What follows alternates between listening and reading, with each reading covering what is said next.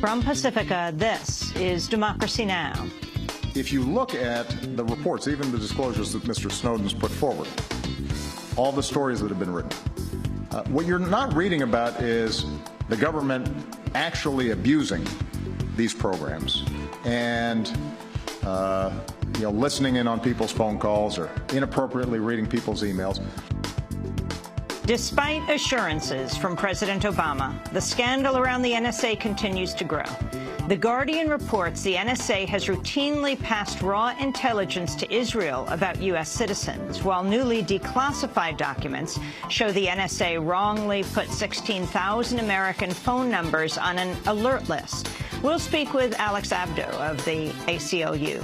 Then the AFL-CIO announces plans to let millions of non-union workers join the Labor Federation. Working people alone should decide who is in our labor movement, and that is exactly what we will do. We'll speak with Christina Sinsoon of the Workers' Defense Project in Texas, then Sasha Abramsky on the American way of poverty, how the other half still lives. If we ignore the fact that tens of millions of Americans don't have jobs that pay decent wages, if we ignore the fact that tens of millions of Americans don't have housing that is stable, or that tens of millions of Americans don't have health care they can afford, if we ignore these things, we cheapen ourselves as a society. That's all coming up on Democracy Now! Welcome to Democracy Now!, democracynow.org, the War and Peace Report. I'm Amy Goodman. The U.S. and Russia have opened talks in Geneva on a Russian plan to secure Syria's chemical weapons stockpile and avoid a U.S. strike. Secretary of State John Kerry's meeting with Russian Foreign Minister Sergei Lavrov for negotiations that'll run through Friday. On the eve of the talks, the White House said Russia's put forth very specific plans on placing Syrian chemical weapons under international control. In an op-ed published by the New York Times today, Russian President Vladimir Putin says a U.S. strike on Syria, quote, will result in more innocent victims and unleash a new wave of terrorism.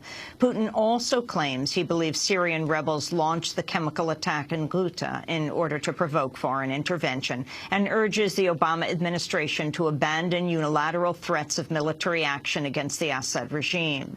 Putin writes, quote, we must stop using the language of force and return to the path of civilized diplomatic and political settlement. The talks in Geneva come amidst news the CIA has begun delivering weapons to Syrian rebels, in what the Washington Post calls a major escalation of the U.S. role in Syria's civil war. Light weapons and other munitions began arriving 2 weeks ago through Turkey and Jordan after several months of delay. The weapons had apparently been stalled over concerns they would end up in the hands of al-Qaeda-linked rebels, but those concerns appear to have abated since President Obama threatened to use force in response to last month's chemical attack in Ghouta.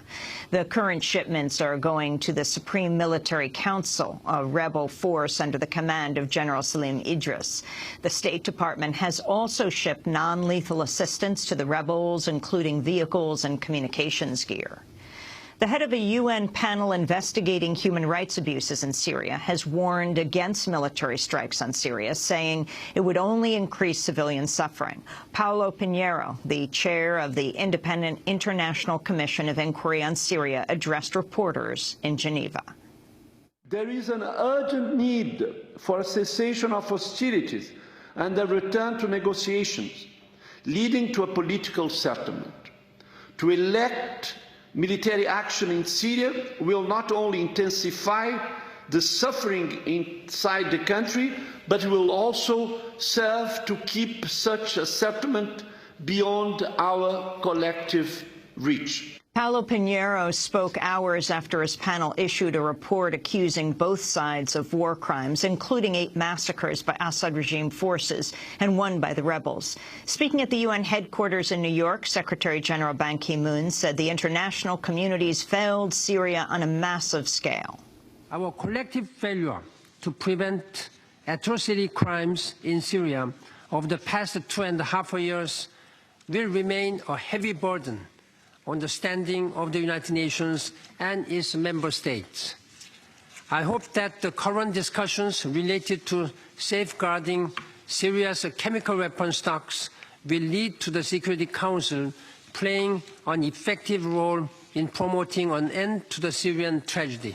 In some of the latest violence from Syria today, local activists say Assad regime warplanes have bombed one of the main field hospitals in the rebel-held north. According to the Aleppo Media Center, 11 civilians, including 2 doctors, were killed in the town of Al-Bab. The Syrian Observatory for Human Rights, meanwhile, reports 22 civilians belonging to the minority Alawite sect have been killed in a massacre by the al-Qaeda-linked al-Nusra Front near the city of Homs. Commemorations were held across the United States Wednesday to mark the 12th anniversary of the 9/11 attacks. Moments of silence were held at the times each plane crashed at the World Trade Center, at the Pentagon in rural Pennsylvania, and when the World Trade Center's North Tower fell. At the Pentagon, President Obama paid tribute to the nearly 3,000 people who lost their lives. We pray for the memory of all those taken from us.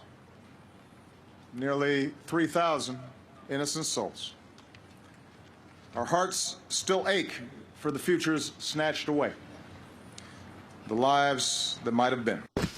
At the World Trade Center, 9/11 families continued the annual tradition of reading each victim's name out loud. After honoring her slain uncle, 15-year-old Brooklyn teenager Brittany Kofresi made an appeal for peace as the U.S. considers military action against Syria. And my uncle, Salvatore T. Papasso. I was only 3 when you were taken from us, and we love you and miss you very much. And President Obama, please do not bring us to another war.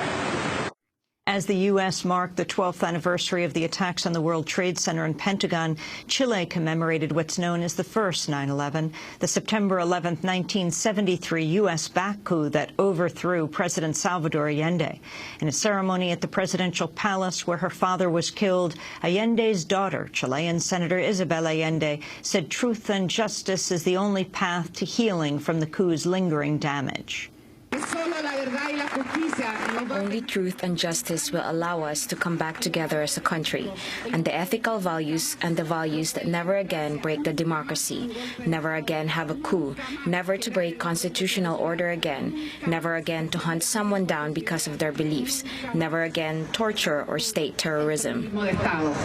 As Chileans mark the 40th anniversary of their 9/11, the leading U.S. official involved in the coup, Henry Kissinger, was in Washington meeting with Secretary of State John Kerry. The State Department says Kissinger was summoned for his expertise on Russia before Kerry's meeting today on Syria with Russian Foreign Minister Sergei Lavrov. As then National Security Advisor, Kissinger oversaw the Nixon administration's backing of the Chilean military's ouster of Allende and subsequent mass killings and torture to cement its rule. You can go to our website at democracynow.org to see our extensive coverage of the U.S.-backed coup in Chile over the years.